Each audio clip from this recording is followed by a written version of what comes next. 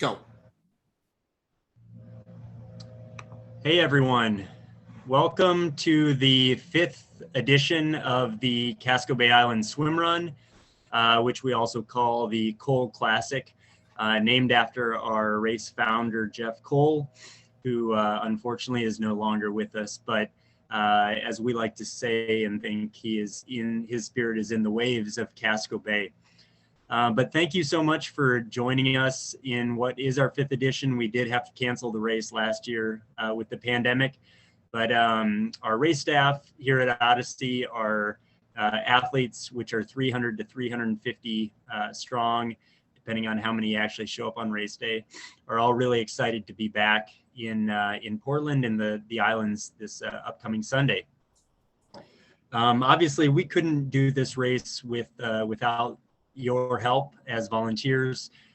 This race is it's so many moving parts that take place. The athletes, we like to think, have the easy job, which is swimming between the islands and running across them. But the real hard work we feel like is done on those islands and in the water, on the safety boats and the kayaks, and at the aid stations with you volunteers. So thank you very much for spending your Sunday with us. Joining me is my partner, Aaron Pallian. He's right now at his home in Michigan with a car full of equipment that is set to drive out to Portland. And Aaron has managed the operations and the customer service side of Odyssey for us this year. And so he's going to be joining in to go over a lot of the nuts and bolts for race day as well.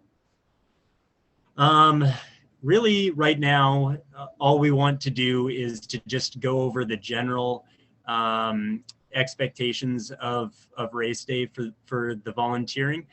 What we'll do in follow-up is by the end of the day, Thursday, we'll have sent an email out to each of you who have signed up through our Run Sign Up volunteer portal with more specifics on both your roles, but then also if you're requiring a lift out to any of the islands, how to go about doing such, and any pertinent information like that. With that said, Aaron, let me swing it over to you, and maybe you can start with the packet pickup info. Yeah, so like Lars said, thank you guys. I'm going to go ahead and share my screen here. We're going to keep this as short as possible, but I want to share. Guys, 1 second here. All right, I am.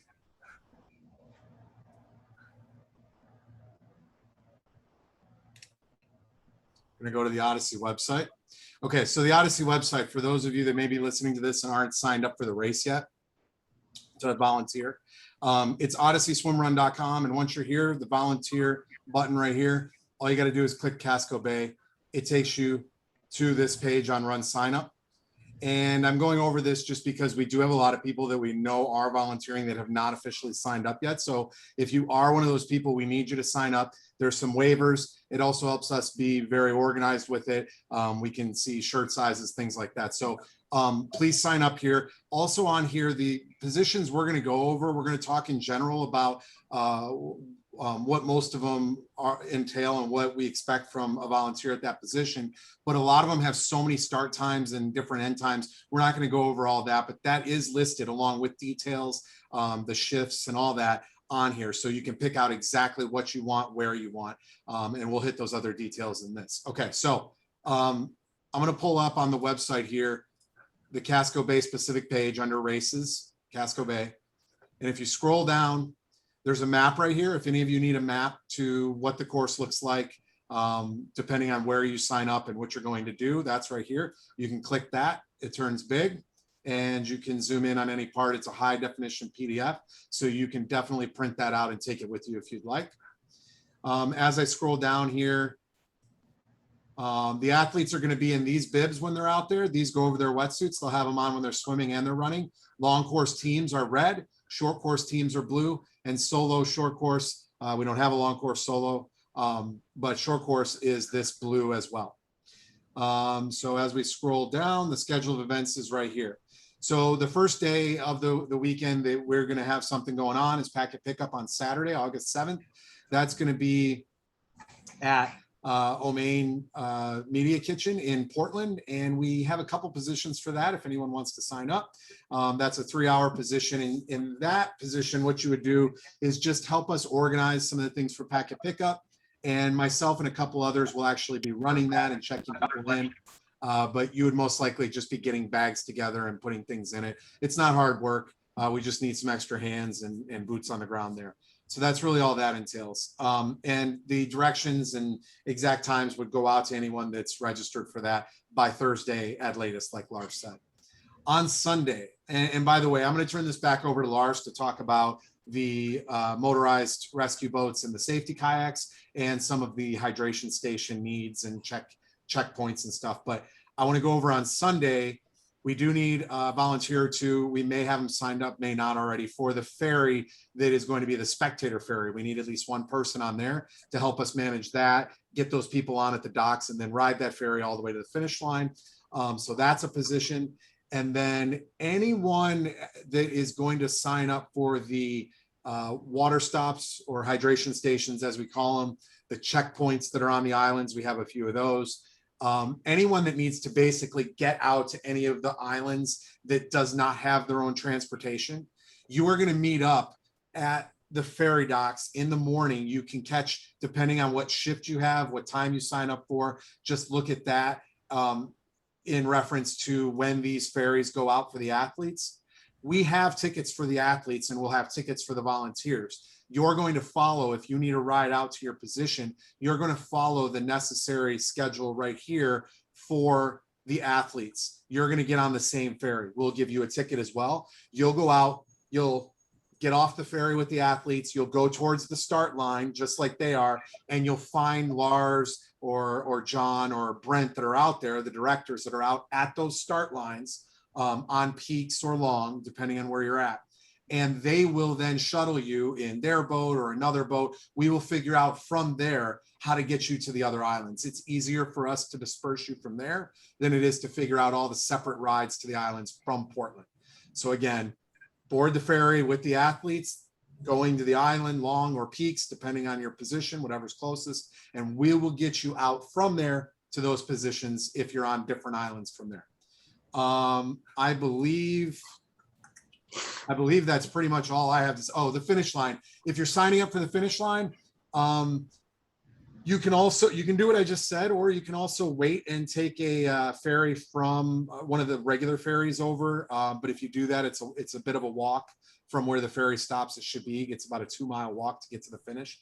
So we definitely recommend you still get on one of the earlier ferries, and we can figure out how to get you to the finish line from there. You could also go to the spectator ferry that goes right to the finish, but that's a little bit later. That'll get there between 10 and 10:30. So you're going to have to kind of help us out a little bit and gauge that based on whatever position you sign up for, if that makes sense. So Lars, let me turn that over to you real quick to go over those other things. So yeah, thank you, Aaron, for that. I think while we're on the topic of water stops and the aid stations, we're going to make it very simple this year. COVID has done that actually for us as race operators.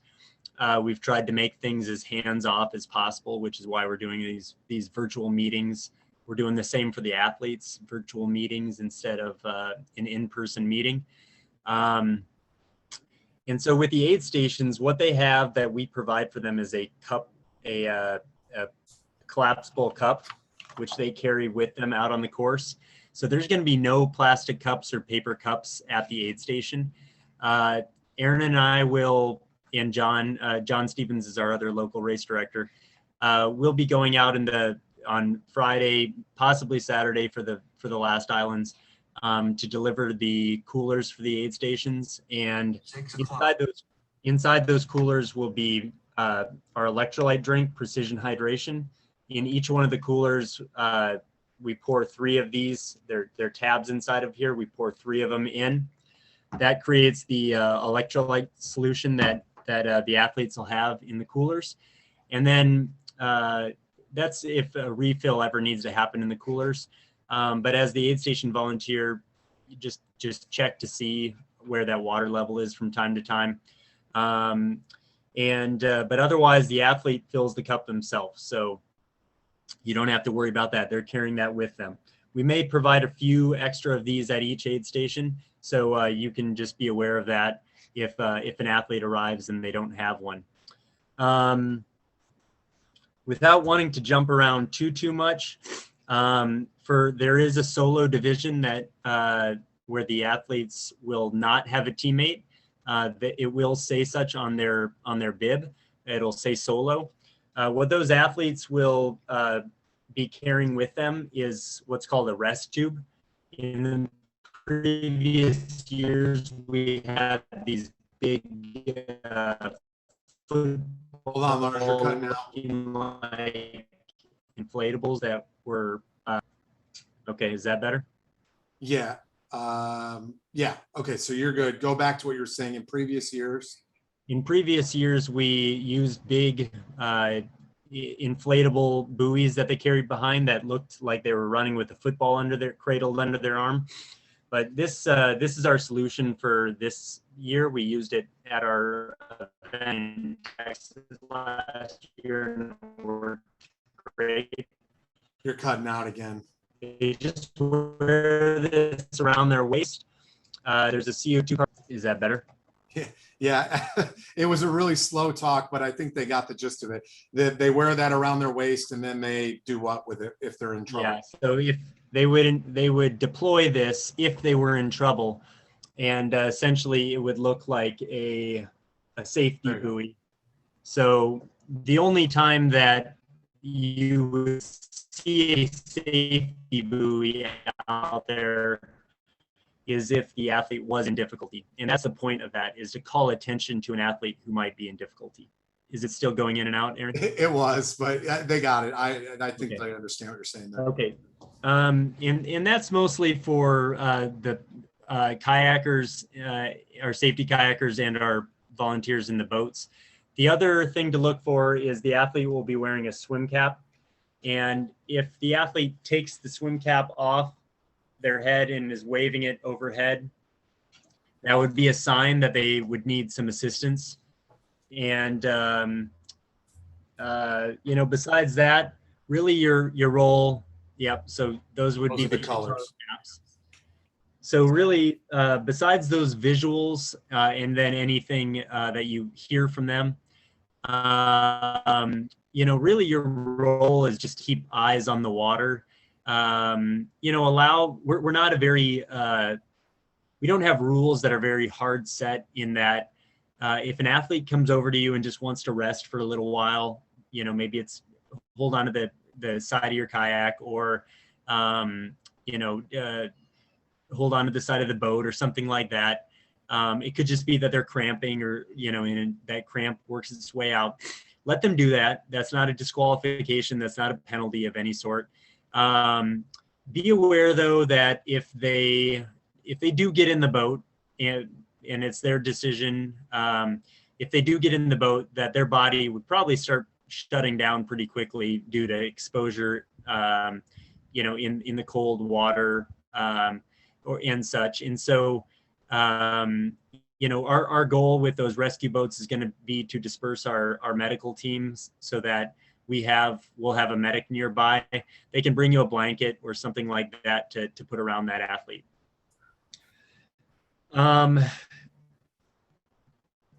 We will follow up, like I said, with a more detailed email by the end of the day, Thursday.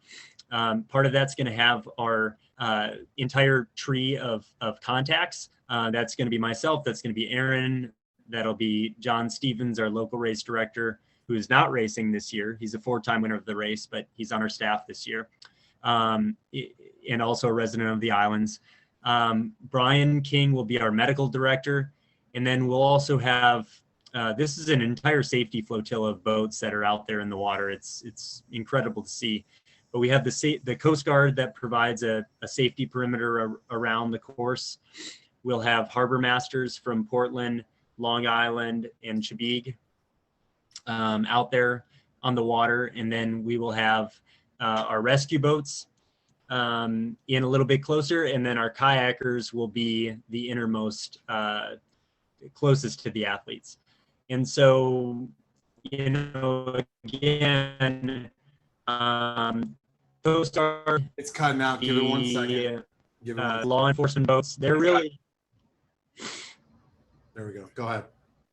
the Coast Guard and the law enforcement boats are really to keep the public from coming into the course, whereas the rescue boats and then the safety kayaks would be to assist an athlete if they, if they should need anything.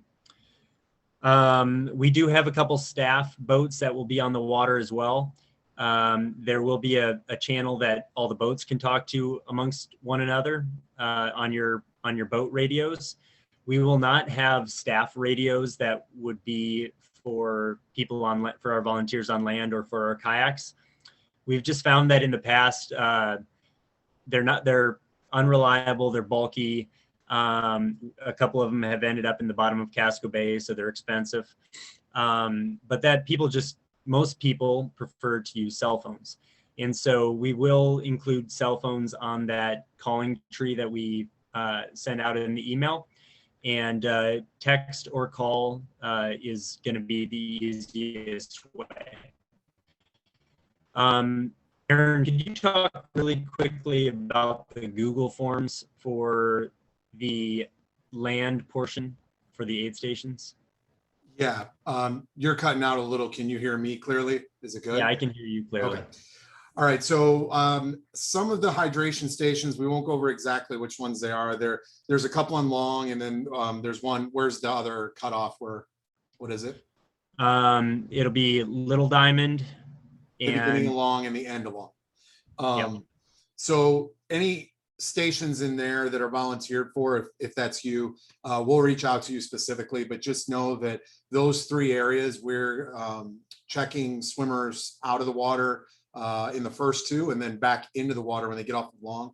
So whatever volunteers those are, if we can double those up as hydration station volunteers and check in and out, if we can't, that's fine if they're separate. If that ends up being you, we're going to send you an email separately with a link, and that link will take you to a Google form on your phone.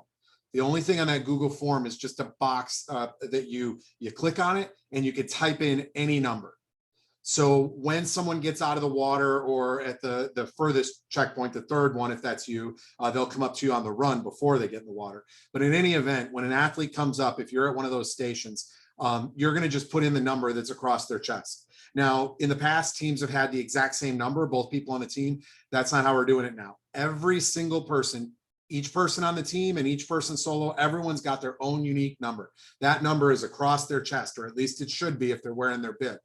So you may or may not even have to ask them what their number is. If a bunch of people come up all at once, you can stop them and make them each tell you before they pass, so you don't miss anyone. Or if you just can't read their bib, feel free to get in front of them a little bit or pull them aside and ask them. But do not let them pass without getting their number.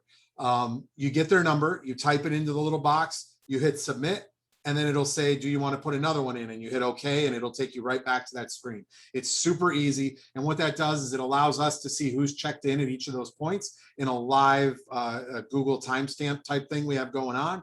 And that's our fail-safe checkpoint for all the cutoffs, so we know who's gotten in and out. If we give you that link and for whatever reason your internet's not working or you just can't get it to work, then just use the notepad or whatever's easiest on your phone that you know will work, that doesn't rely on an internet connection, worst case, and then just type in their numbers on that like a list. Just type it in, get all the numbers for us. That's worst case, and then you can either text us or email us that list, and we'll put them all in by hand ourselves if it goes that direction. Worst case, we just need them recorded, but the Google form is definitely the best way. Just a couple of other things Lars didn't mention that I thought of here real quick. All of the athletes should have a whistle on them. The people that are carrying that rest tube that he talked about, that cord actually has a built-in whistle, but anyone that doesn't have that, like the teams, they should have a whistle of their own on them. So if you're in the water or even you're at shore and you need to get someone's attention, you hear a whistle, odds are it's coming from an athlete. So just be aware that's what that's for, to get attention. We have had issues before with swimmers separating, whether it's in water and you can tell, they can tell, or on the shore. If that happens, we went over this in the packet or in the briefing email, but make sure you let them know if they're separating continuously like that, they need to be tethered together in the water so that doesn't happen anymore. They cannot exit the water and be far apart. That's what the tether can be used for. So I'll pass it back to you, Lars. What else do you got? Yeah, and for those, I mean, this is a sport that is uncommon here in the U.S. So a tether is something that we require that they carry with them, mostly in case of, you know, bad conditions where we want them to stay together. But it's something that it's a tow line that connects them together. It's also used as a race strategy while they're swimming. So that's more and more teams will be using that, both when they swim and when they run.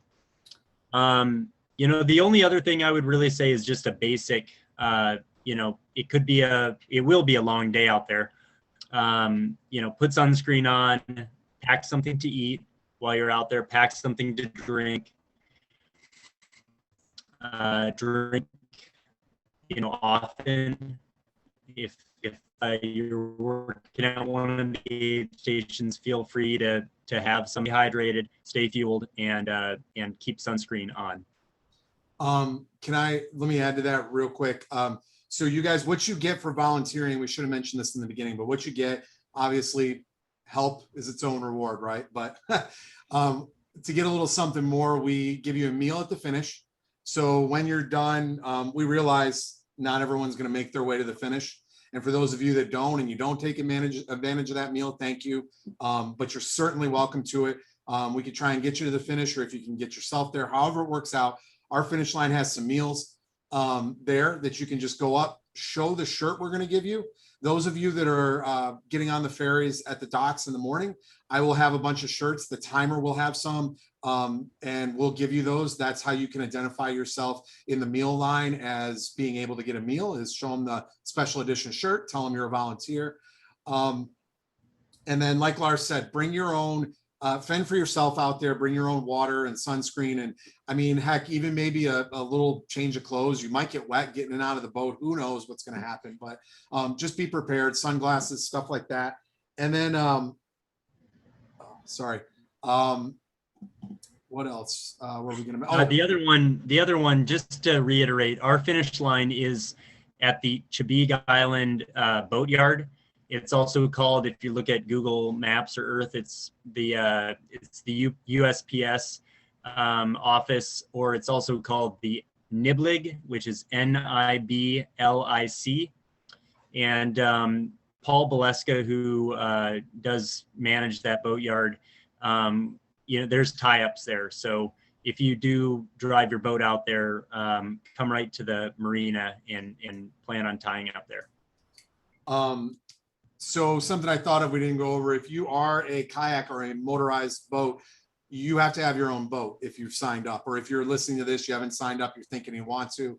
We certainly appreciate you, but we don't have boats out there for people to man, nor can we check if they're qualified to be in those. So we're assuming that if you have your own vessel and you're willing to volunteer with that vessel, that you are proficient and you're able to use it. Kayaks can be loaded onto the ferries. And if you tell them you're a volunteer and you take our ferries out there in the morning, we'll pay your way for that. That'll be included. So just keep that in mind with those. At the aid stations, as Lars said, there's water coolers and there's the pH, but we'll also have extra water to refill with. And we'll have a bucket full of gels. We'll have a trash bag. And at some of them, we may have some peanut butter halves and some bananas that we'll keep whole and they can cut in half. Or if there's enough volunteers out there, you guys can cut them in half as they come up, whatever you want to do.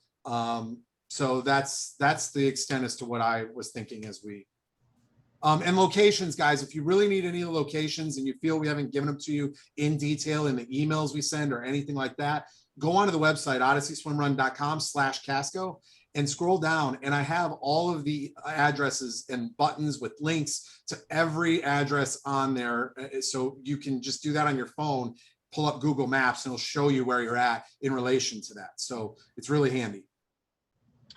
Yeah, and to the many of you who are returning, have been with us multiple years, thank you very much.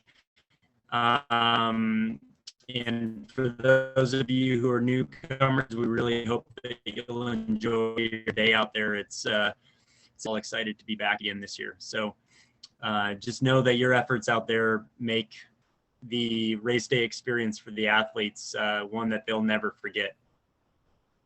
Yeah, absolutely. So thank you, everyone. And Lars, unless you have anything else, I guess that's it. And we will be in contact with them by end of day Thursday. Yep. Thank you for joining us, guys. And we still do need volunteers. So if any of you want to sign up or you know anyone, please pass along how to get to that link. And I'll list the link in the YouTube video description. I'll list the website link and the volunteer portal link as well, so you can pass that along. Great. All right. Take care, guys. Have a good night.